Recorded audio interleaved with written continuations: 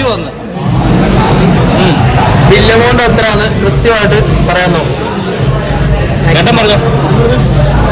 അല്ല ഇങ്ങനെ പറയണം, അതായത് ഏകദേശം അടുത്ത് തന്നെ ആള് പേ ചെയ്യണം. അല്ല, ഏറ്റവും അകലെയുള്ള ആള് പേ ചെയ്യണം, ഏറ്റവും ഡിഫറൻസ് ഉള്ള ആള് പേ ചെയ്യണം. Okay set.